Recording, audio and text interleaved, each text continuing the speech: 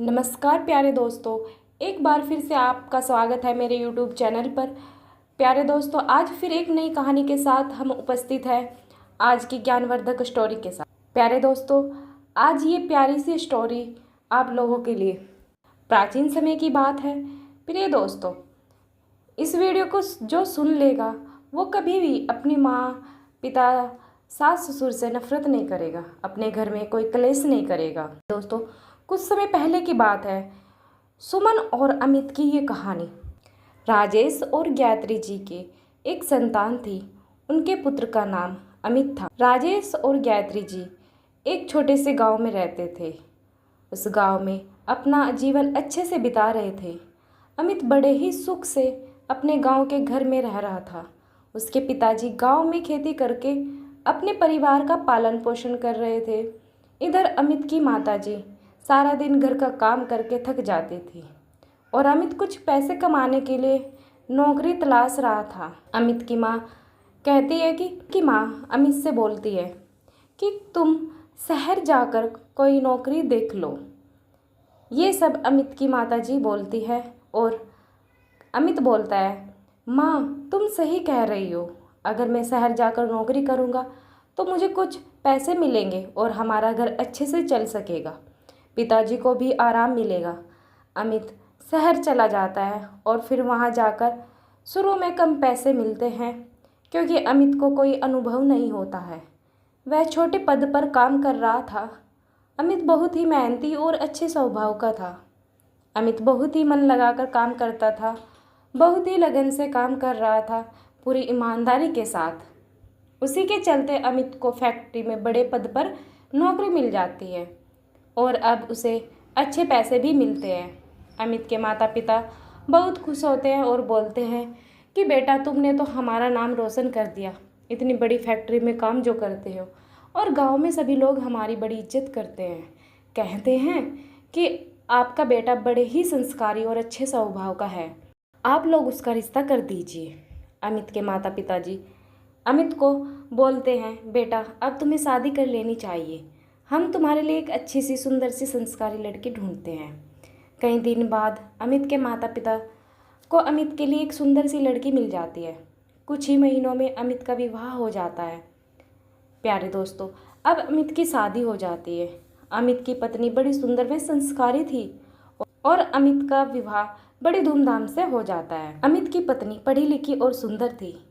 अमित के माता पिता को पढ़ी लिखी और सुंदर बहू पाकर वे खुश थे।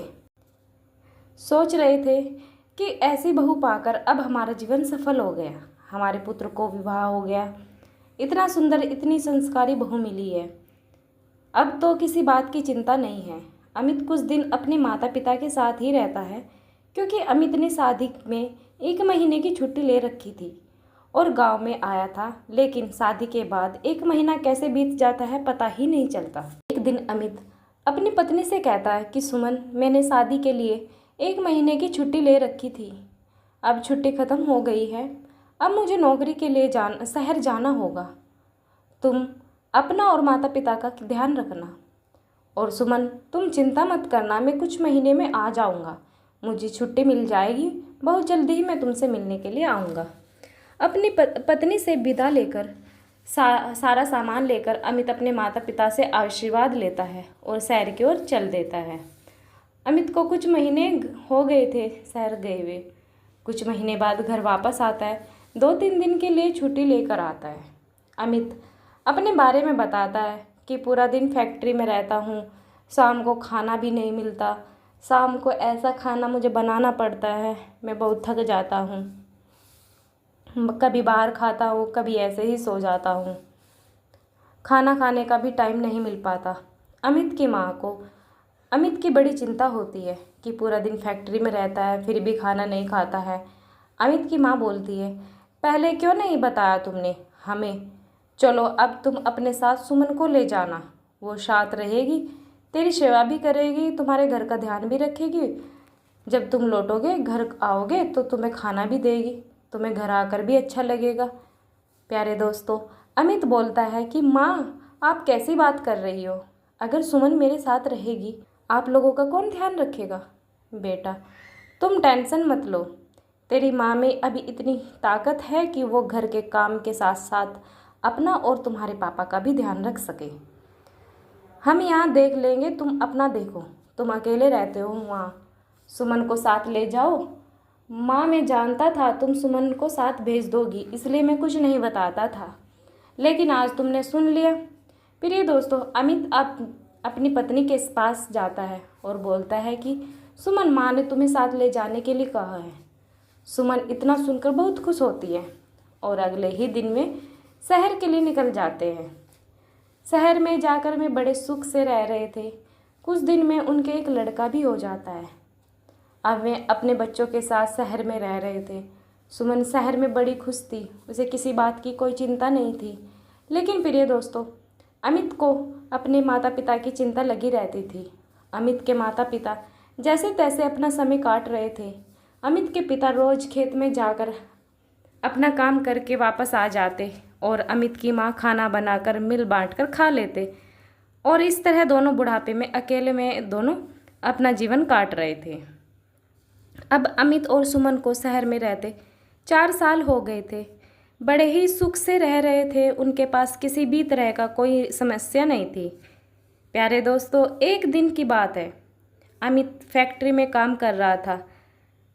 तभी उसके मोबाइल पर एक फ़ोन आता है। कुछ देर बात करता है, फिर वह अपनी पत्नी सुमन को फ़ोन करता है। बोलता है, सुमन, मुझे माँ का फ़ोन आया था, उनकी तबीयत बहुत ज़्यादा ख़राब हो रही है, हमें उन्हें देखने गांव जाना पड़ेगा और उन्हें शहर लाकर उनका इलाज करवाना पड़ेगा। इतनी बात सुनकर सुमन गुस्से से बोलती है, तुम चले जाना गाँव, हम नहीं जाएंगे, मुझे उनसे कोई बात नहीं करनी है, ना ही मैं उनकी शक्ल देखना चाहती हूँ। तुम अपनी तनख्वाह में से आधे तो वहीं भेज देते हो और अब यहाँ लाने की बात कर रहे हो। इतना बोलकर फ़ोन काट देती है। अमित जब शाम को घर आता है तो वह फिर से झगड़ा शुरू कर देती है कि आप हर महीने पैसे भेजते हो, हमारा यहाँ से इसे गुजारा तक नहीं चलता, और अब यहाँ लाने की बात कर रहे हो। यहाँ मेरे घर में उन्हें लाने की कोई ज़रूरत नहीं है, गाँव में उन्हें रहने दो, गाँव में उन्हें रहने दो। अमित अपनी पत्नी की ये सब बातें सुनकर हैरान रह गया। उसने अपनी पत्नी से कहा, आज तुमने अपना असली रूप दिखा दिया, और जिसने मुझे पाल पोस कर इतना बड़ा किया, पढ़ाया लिखाया, आज मैं उन्हें अकेला छोड़ दूँ? उनके बुढ़ापे में उन्हें मरने के लिए छोड़ दूँ? ये दिन हमारे लिए भी आएगा, फिर देखना तुम्हारे साथ क्या होगा।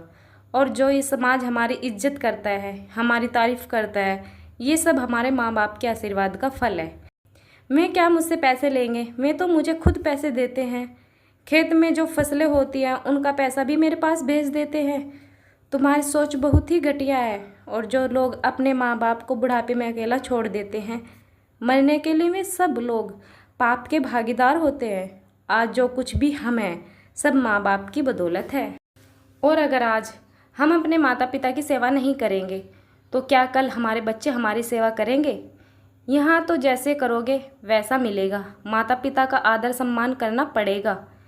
प्यारे दोस्तों, इस पर सुमन बोलती है, तुम्हें जाना है तो तुम जाना, लेकिन मैं नहीं जाऊँगी और ना ही इस घर में उन्हें आने दूँगी। अमित बोलता है, ठीक है, जैसी तुम्हारी मर्जी। फिर अमित बोलता है, सुमन, मेरी माँ की तबीयत खराब नहीं है, वो ठीक है। तब सुमन बोलती है, अच्छा, अब ठीक हो गई? फिर अमित बोलता है, वो तुम्हारी माँ की हालत बहुत ख़राब है, अगर उन्हें शहर नहीं लाया गया तो वो बच नहीं पाएंगे। इतना सुनकर सुमन के पैरों तले ज़मीन खिसक जाती है। वो हैरानी से, क्या तुम मेरी माँ की बात कर रहे थे? अमित, हाँ, तुम्हारी माँ की बात कर रहा था। मैंने दोनों माँ को माँ कहा, मैं उन दोनों में कोई फ़र्क नहीं किया करता, मैं उन्हें यहाँ लाने की बात कर रहा था। सुमन अब शर्मिंदा हो गई और रोने लगी, बोली कि मुझे माफ़ कर दो, मैं भूल गई थी, मेरी माँ वो भी है, चलो चलते हैं माँ पापा के पास। अमित, नहीं, वो तो यहीं है, इसी शहर में अस्पताल में जाकर मिल लो। सुमन बोलते हैं, नहीं, हम गांव में माँ पिता के पास जाएंगे और उनको वापस लेकर यहीं आएंगे। तब अमित खुश हो जाता है। वे दोनों गांव जाकर अपने माता पिता के पैरों में गिर जाते हैं और बोलते हैं, हमारे साथ शहर चलो, वहाँ हम ध्यान रखेंगे, बुढ़ापे में कोई तो चाहिए साथ, और तुम्हारे पोता पोती भी तुम्हारा मन लगा कर रखेंगे, सब साथ साथ रहेंगे। वे सब शहर आ जाते हैं। इधर सुमन के माँ पिता भी शहर में उनके घर पर आ जाते हैं। सुमन की माँ सुमन को समझाती है कि बेटा, अमित ने मेरा बहुत ध्यान रखा, उसने मुझे एक बेटे की कमी महसूस नहीं होने दी, एक बेटे का फ़र्ज़ निभाया। तुम भी उसके माता पिता का ध्यान रखना, अपने माता पिता समझना। सुमन, माँ आप चिंता ना करें, सबका बहुत ध्यान रखूंगी। अब सब में हंसी खुशी रहते हैं। अब अमित के माता पिता बहू का ये रूप देखकर बहुत खुश रहते हैं। दोस्तों, मेरी ये कहानी सुनाने का एक ही उद्देश्य है, वो है कि बड़ों का आदर सत्कार करना चाहिए। उनकी बदौलत ही आज जो हम हैं, उन्हीं की वजह से हैं। आज की कहानी यहीं समाप्त होती है। दोस्तों, अगर मेरी ये वीडियो, मेरी ये स्टोरी आपको अच्छी लगी हो तो एक लाइक और शेयर और कमेंट ज़रूर करें। और चैनल पर अगर नए हैं तो चैनल को सब्सक्राइब करना ना भूलें।